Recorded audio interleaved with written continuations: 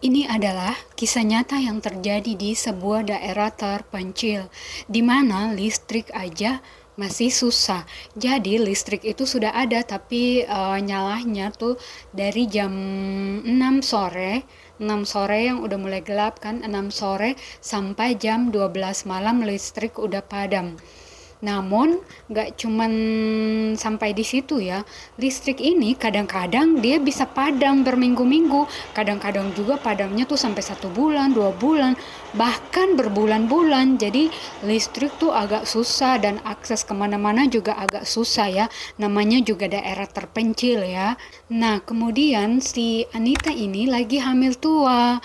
Si Anita ini udah hamil sekitaran menuju mau melahirkan ya. Sudah 9 bulan lah menuju mau lahiran. Karena akses apa-apa susah, di kampung itu juga nggak ada kayak dokter, bidan. Ya gimana mau ada dokter ya, bidan aja nggak ada gitu.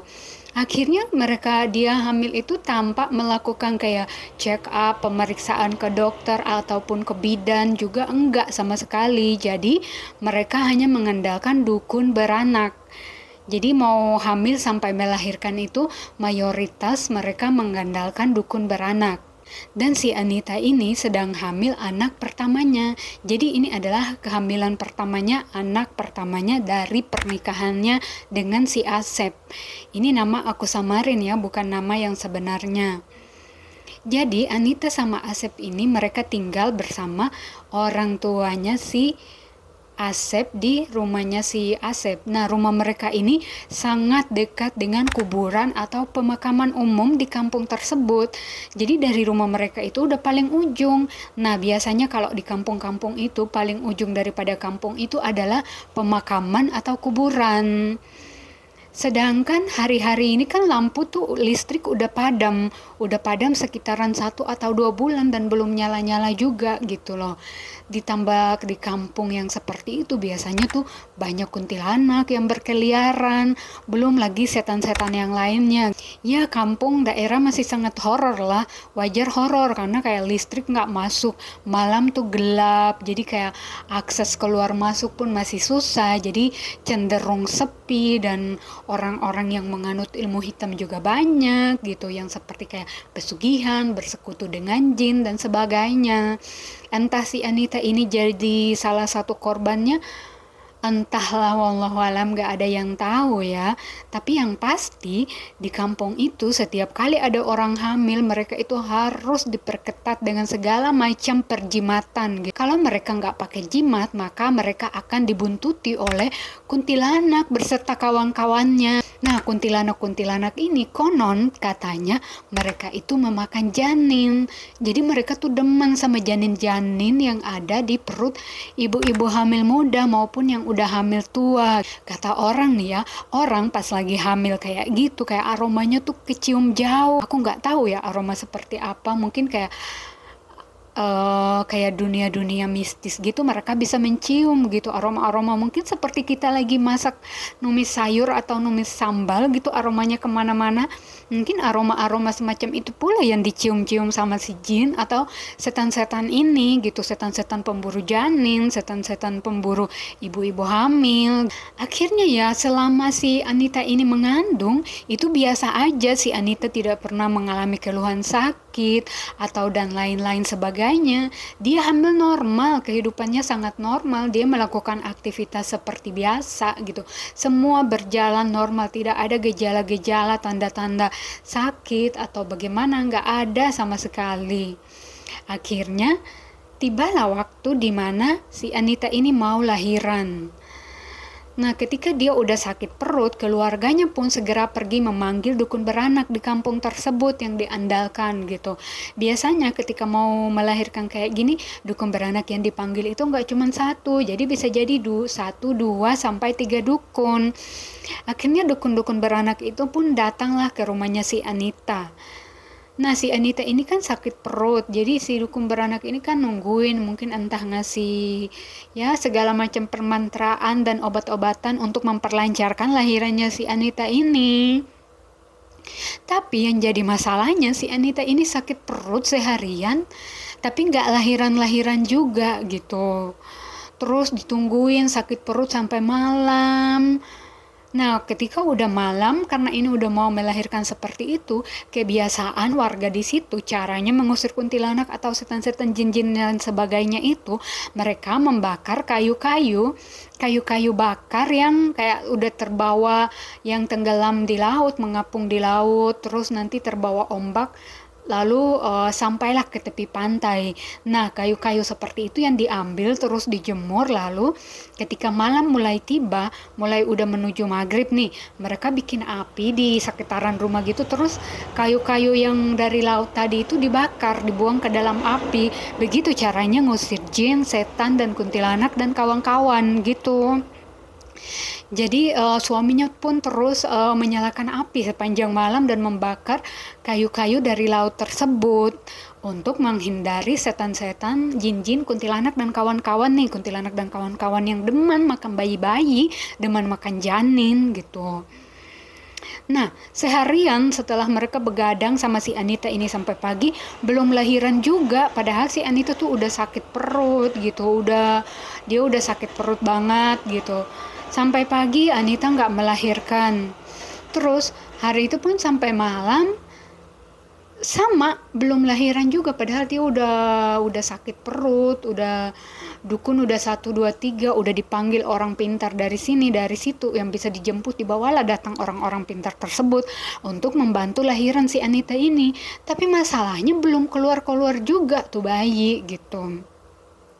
Nah, udah malam kedua belum lahiran-lahiran juga. Nah, di malam kedua ini udah mulai seram nih ya. Pas malam gitu kayak suasananya udah aneh gitu. Kadang-kadang kayak di belakang rumahnya si Anita ini kayak ada suara-suara, kayak ada orang di belakang rumah. Nah, suaminya pergi ngecek, gak ada siapa-siapa, gak ada orang, tapi orang-orang udah tahu itu pasti makhluk-makhluk dari dunia lain yang mereka tuh mencium aroma kehamilannya si Anita ini. Ketika malam itu aroma kehamilan itu semakin tercium jauh gitu oleh makhluk-makhluk astral ya, makhluk-makhluk yang di luar itu. Intinya di sana itu ada berbagai macam makhluk ya, ada kuntilanak, ada makhluk yang lain-lain, ada berbagai macam versinya gitu. Nah, ini udah hari kedua nih, besoknya kan belum juga lahiran, sedangkan si Anita ini udah mulai terlihat lemas dan tak berdaya gitu. Susahnya lagi karena nggak ada bidan, nggak ada dokter, rumah sakit nggak ada di seantero pulau itu. Jadi kalau misalnya mau dibawa ke rumah sakit atau semacam itu ya mereka harus pergilah ke kecamatan dari kampung tersebut. Nah, dari kecamatan ini mereka juga harus naik kapal pergi ke kabupaten. Di sanalah baru ketemulah rumah sakit. Masalahnya ini kabupaten juga kabupaten yang nggak berkembang, jadi kayak fasilitasnya juga minim dan nggak menjamin gitu. Harus pergi lagi ke provinsi dan itu butuh biaya sangat besar. Akhirnya ya udah, keluarganya hanya pasrah memasrahkan si Anita ini kepada dukun beranak dan kepada Tuhan. Sekarang udah masuk ke hari ketiga gitu. Pas malam hari ketiga, si Anita tuh udah mulai semakin melemah gitu. Karena asupan makanan yang masuk pun semakin berkurang dengan tenaganya yang udah mulai melemah. Dan karena memang gak ada bidan, gak ada dokter, berarti kan si Anita ini bertahan dengan apa adanya aja gitu. Kalau misalnya ada bidan atau ada dokter, mungkin dia bisa diinfus, diberi tambahan entah vitamin atau makanan gitu, yang walaupun dia gak makan, dia masih bertenaga gitu untuk memperjuangkan bayinya tadi. Nah, hari ketiga malam pun tiba kan, di hari ketiga malam pun tiba gitu. Si Anita ini semakin sakit perut sampai teriak-teriak gitu. Suaminya terus menyalakan api di samping-samping rumah, di belakang gitu. Dia terus membakar kayu-kayu yang diambil dari pantai tersebut, niatnya untuk mengusir kuntilanak dan kawan-kawan gitu. Kemudian mereka pun udah mulai orang pintar berdatangan di rumah Anita gitu. Setelah beberapa lama Anita pun berjuang terus dan tibalah waktunya, akhirnya alhamdulillah si Anita pun melahirkan dan bayinya selamat dan sehat. Tapi yang jadi masalahnya si Anita mengalami pendarahan yang luar biasa. Nah, pendarahan ini akhirnya nggak bisa diatasi tadi sama dukun-dukun beranak gitu. Anita pun kehabisan darah, kehabisan tenaga. dan beliau meninggal. Karena memang nggak ada bidan, nggak ada perawat, nggak ada dokter di tempat tersebut, jadi semuanya mereka ngandalin yang manual gitu. Kalau misalnya di rumah sakit kan mungkin bisa diberi penambahan infus darah, infus vitamin, makanan untuk tenaganya sebagainya. Sedangkan di daerah-daerah seperti ini ketika orang melahirkan dan terjadi hal-hal seperti itu ya nggak ada kata lain selain pasrah gitu. Makanya banyak yang sering meninggal pada saat melahirkan gitu. Yang nggak banyak juga tergantung sih, mungkin udah waktunya juga kan. Si Anita pun meninggal dan bayinya selamat. Bayinya adalah bayi perempuan. Dan Anita sempat melihat bayinya gitu. Dia sempat melihat namun sudah tidak sempat menyusui dan sebagainya, karena gak lama setelah bayinya keluar itu pun si Anita akhirnya menghembuskan nafas terakhirnya. Dan itu terjadi di jam 12 malam di hari ketiga.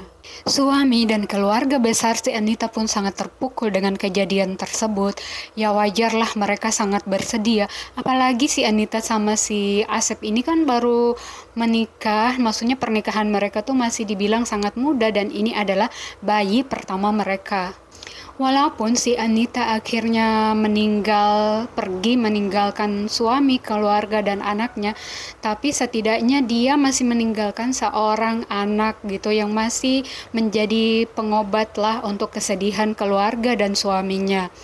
Kemudian ketika si Anita ini dikafani, para dukun beranak tadi dan orang-orang yang dikatakan adalah orang-orang berilmu di tempat tersebut, mereka memasang kayak semacam paneti, silet, dan koin di kaki bagian kafannya si Anita untuk menghindari agar Anita tidak mengganggu anak tersebut atau bangkit dan gentayangan. Seperti itulah ritual yang dilakukan untuk menghindari jenazah yang meninggal karena melahirkan, agar tidak menimbulkan gangguan terhadap bayi maupun gentayangan kemana-mana, karena daerah tersebut termasuk horor. Kemudian acara pemakaman pun dilakukan keesokan harinya. Dia dimakamkan sore hari. Nah, ketika malam hari, para dukun yang menangani kelahiran si Anita tersebut, mereka lah yang diwajibkan untuk menemani bayi tersebut, bayi yang ditinggalkan oleh si Anita. Karena dikhawatirkan Anita akan datang dan mengambil bayinya. Jadi tidak ada orang yang berani menemani bayi tersebut kecuali dukun yang menemani si Anita tadi melahirkan ataupun orang-orang yang dianggap berilmu. Karena hal seperti itu sudah sering terjadi ketika wanita yang melahirkan karena meninggal, dia akan datang kembali mengambil anaknya jika anak tersebut mati hidup dan ibunya meninggal. Karena sudah terkenal dengan hal seperti itu, nggak ada satupun orang yang berani menemani bayi tersebut ketika malam hari selain orang-orang yang punya kemampuan-kemampuan tertentu. Walaupun begitu, di rumah Anita ini semua keluarganya hampir menginap di situ untuk menemani bayi tersebut. Jadi ada suaminya, ada orang tua dari Anita tersebut, dan ada 3 dukun beranak yang menemani si Anita ini melahirkan, dan juga orang yang menangani jenazahnya si Anita tadi. Kemudian akhirnya dipasanglah hal-hal semacam untuk mengantisipasi kuntilanak, setan, dan sebagainya, dikelilingi di sekitaran rumah Anita, entah yang di pintunya ataupun di sekitaran lah, untuk menghindari hal tersebut. Malam pun mulai tiba, berhubung karena listrik mati, jadi suasananya tuh udah seram. Ya gimana nggak seram, listrik mati artinya kan gelap gitu. Ditambah lagi si rumah Anita ini kan deket sama kuburan, jadi si Anita dimakamkan emang dekat rumahnya.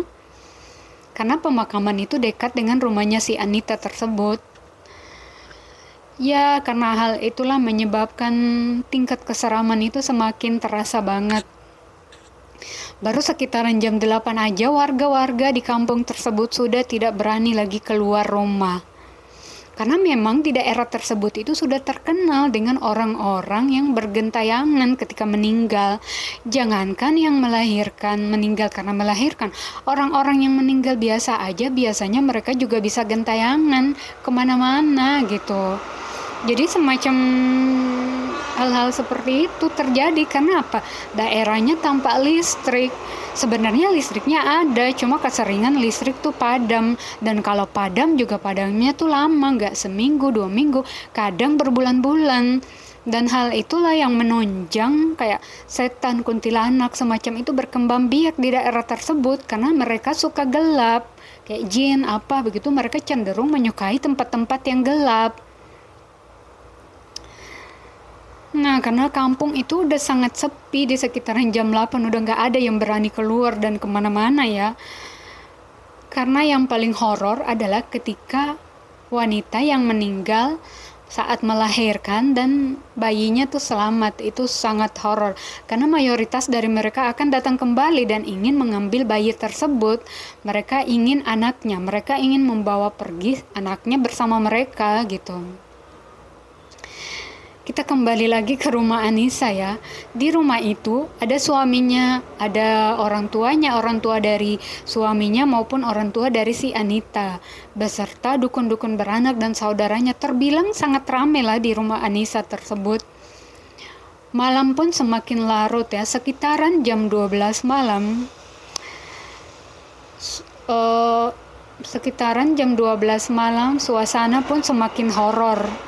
Kayak angin tuh tiba-tiba angin kencang, bergemuruh, suasana semakin horor. Dan kadang-kadang terdengar suara-suara tertentu. Ya bisa aja itu adalah suara-suara dari kuntilanak dan sebagainya. Kebanyakannya yaitu disebut kuntilanak ya.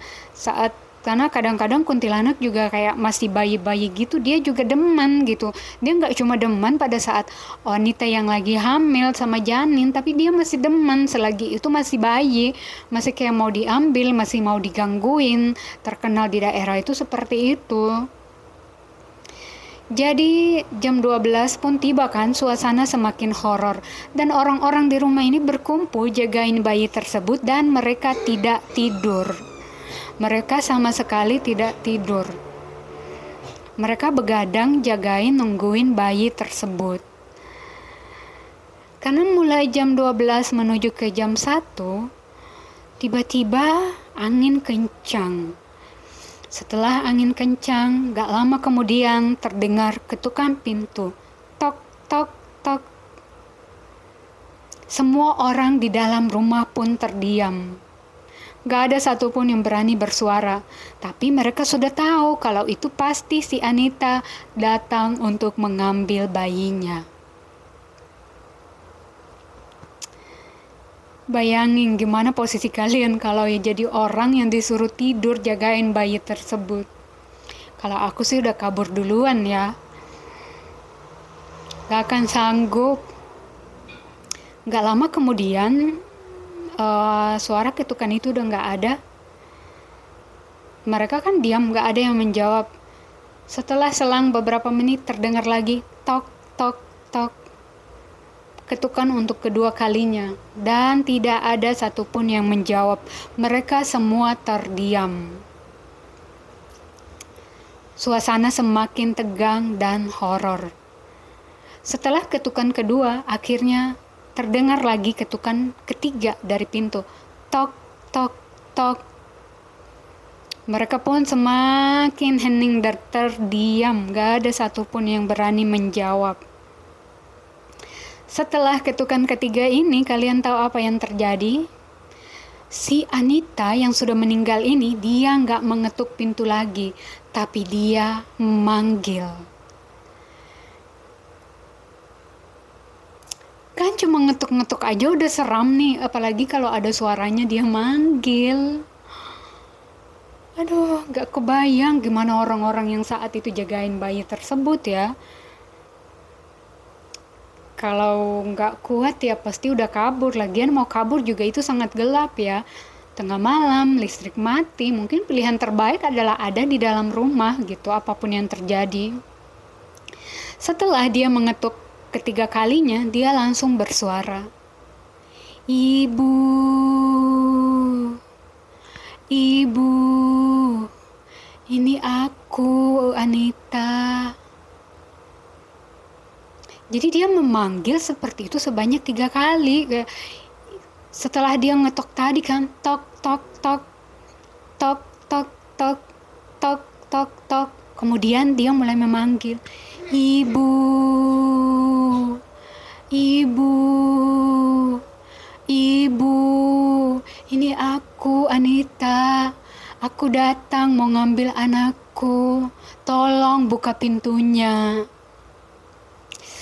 Aduh, merinding aku. Jadi dia tuh manggil, dia minta dibukain pintunya. Karena si Anita ini nggak bisa masuk ke dalam rumah. Karena sama dukun-dukun tuh udah dipasangin anti-anti perpocongan. Anti-anti seperti macam itu ya. Intinya udah dipasangin anti-anti perpocongan. Jadi si Anita tuh nggak bisa masuk ke dalam rumah untuk ngambil bayinya. Dan apa yang terjadi setelah si Anita manggil itu, si bayi tadi akhirnya nangis kencang. Aduh. Mungkin karena si bayi ini kan ya maklum dia kan masih bayi dan pasti terhubung sama ibunya gitu. Ditambah si bayinya nangis kencang, si Anita juga nunggu depan pintu. Apa yang dilakukan orang di dalam rumah tersebut? Akhirnya orang-orang pintar tadi pun maju ke depan pintu. Mereka tidak membuka pintu ya. Mereka hanya bilang, Anita, kamu dan bayi kamu sudah beda alam. Kalian sudah tidak sama lagi. Bayi kamu di sini akan dijaga dan dirawat dengan baik. Jadi kamu nggak perlu khawatir. Kembalilah kamu ke alammu dengan tenang di sana. Kamu nggak perlu khawatirin bayimu. Bayimu akan dijaga dengan baik. Akan dicintai, dirawat dengan baik. Jadi kamu nggak perlu khawatir. Kalian sudah beda alam dan kamu tidak bisa membawa pergi lagi bayimu. Jadi kamu silakan pergi dan kembali ke tempatmu. Kemudian si dukun tadi membacakan beberapa mantra lah, itu semacam mantra. Gak lama setelah itu nggak terdengar lagi suaranya si Anita. Ya sedih juga ya, si Anita pasti sedih banget karena harus pergi meninggalkan bayinya. Tapi di sisi lain si Anita sama si bayi ini kan udah beda alam, jadi sudah tidak seharusnya gitu. Bayinya kan lagian dirawat oleh orang tua, suami, masih ada banyak, pasti mereka sangat menyayangi bayinya. Cuma mungkin si Anita ini karena rindu dengan bayinya yang udah dikandungnya selama 9 bulan dan ketika keluar mereka langsung berpisah. Mungkin hal itulah membuat Anita itu datang untuk mengambil bayinya. Tapi setelah itu tidak terdengar lagi suara si Anita. Kemudian keesokan harinya mereka pun mulai melakukan ritual lagi dan pergi ke kuburannya si Anita. Mereka mulai memasang segala bentuk jimat-jimat anti agar si Anita tidak keluar lagi dari kuburannya. Si dukun membuat berbagai macam ritual dan mereka pun mulai memasang kayak semacam silet, peneti, paku, ya pokoknya hal-hal yang digunakan untuk ritual lalu digali di kuburannya si Anita. Nah di malam berikutnya si Anita tidak lagi datang. Setelah beberapa hari berturut-turut, Anita pun sama sekali tidak lagi kembali untuk mencoba mengambil bayinya. Dan anak tersebut pun tumbuh dengan sehat dan dirawat oleh suami dan keluarga dari kedua belah pihak. Oke, cukup sekian cerita aku. Nama aku Yani. Jangan lupa support channel aku dengan klik subscribe, like, share, and comment. Thank you.